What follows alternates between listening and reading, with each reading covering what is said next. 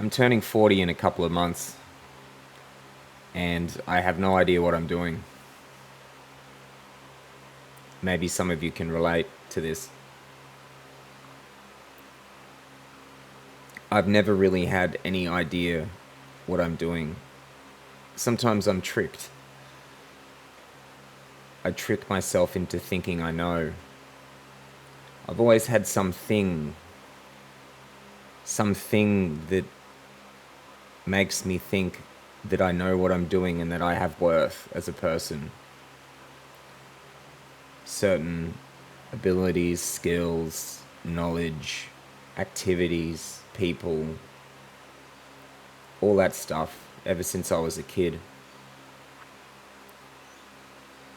But I've never known what I was doing. Always seeking meaning, always seeking purpose, always seeking that feeling of knowing what the fuck we're doing.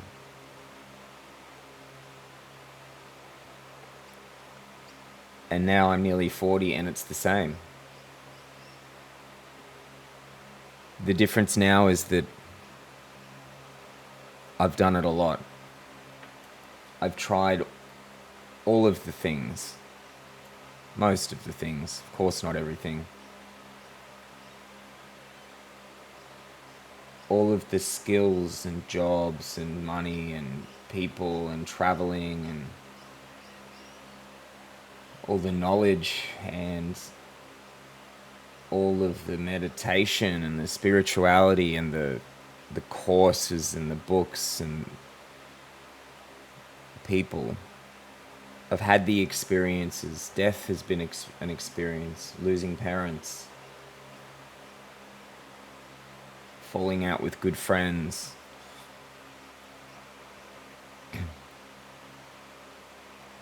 Yet I still trick myself. I still keep trying to find the thing that makes me think, that makes me feel like I know what I'm doing. Seeking, always seeking. But the truth is that I don't. I never have. The truth of it, though, is that I do try. I really try. And I think we all do. I look at other people and some people really seem like they know what they're doing. But I see myself in them, and of course I can never know really what's going on for someone else. But the closest you can get is to understand yourself. And when I see or meet people who really seem like they know what they're doing,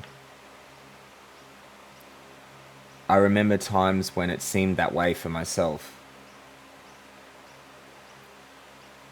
And I remember that I still didn't know. I was just doing this one thing a lot, or I got really good at this one thing. It got me validation and attention, and it was very difficult, so it distracted me. It gave me somewhere to put my energy into the external world. And from the outside, it may have seemed like I knew what I was doing, that I had purpose, I had meaning, I had skills, I had a place to be, a thing to do. But internally, I didn't. And I think it's the same for anyone who seems this way, who seems like they know what they're doing. They have their thing.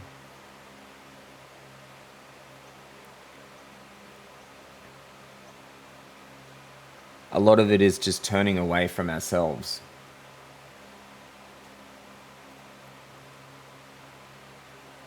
It's a difficult term to say ourself. What does that point to exactly? But I will get to that. But we're very good at looking into the external world and turning away from ourselves. And I've been doing it for nearly 40 years. One thing stops working and I find the next thing. Whether it be a hobby, job, money, people, skill, art, creation, idea, project, whatever idea I have that I put into the external world to turn away from myself.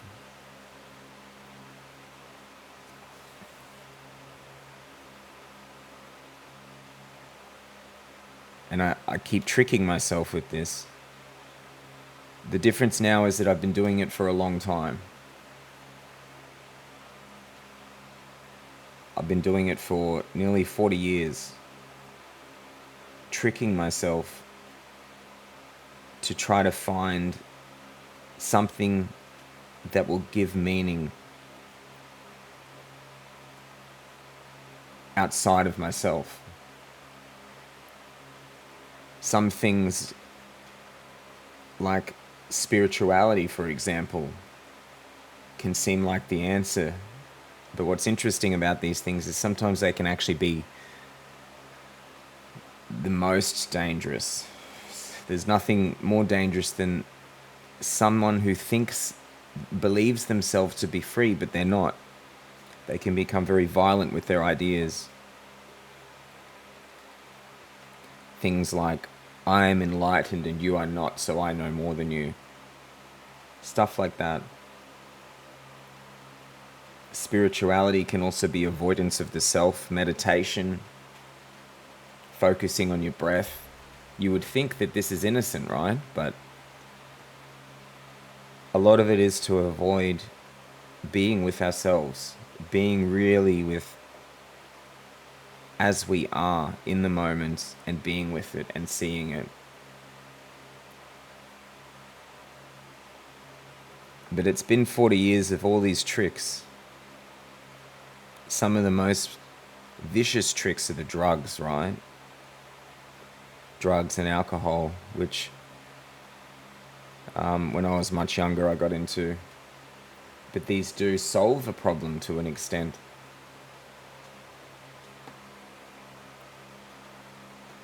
But it has to stop. Well, technically it doesn't have to, because most people, it doesn't. We keep desperately trying to find meaning outside of ourselves until we die. And we die unsatisfied. Look at the richest and most successful people on earth. What drives them? They have billions already. What drives them to have more?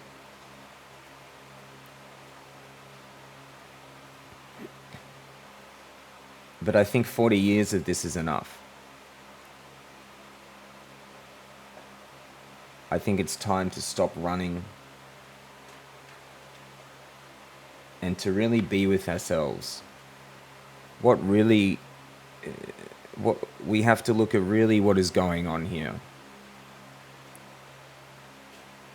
What are we really doing?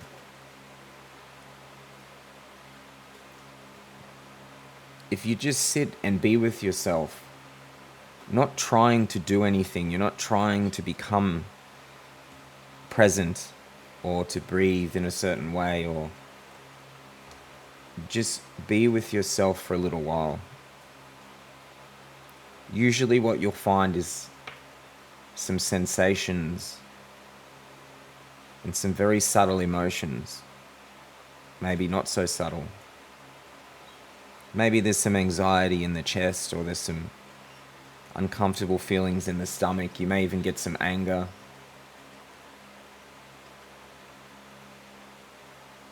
And if you just sit and be with yourself, usually this is what comes up. And this is what's going on, is that we have these sitting in our body and we're trying to find ways to resolve them in the outside world through all the ways I just described. But it will never work. The problem is it's very difficult, it's very painful, and it's very confusing, and we're lost in all of this. Even there are some methods that help people through this, some very popular ones, that create such a ridiculously complex layers of nonsense that it just adds so much shit to it all.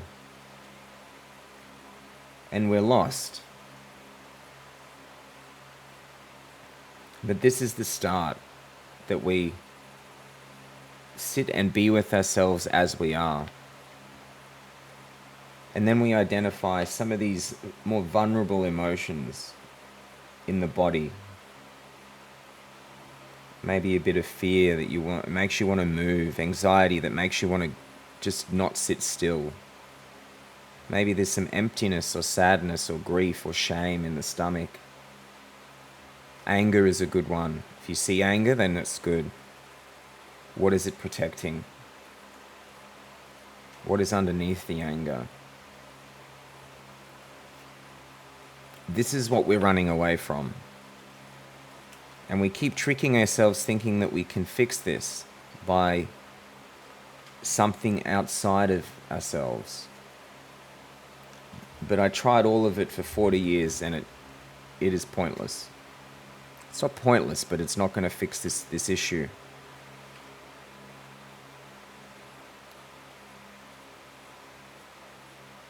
So let's try this.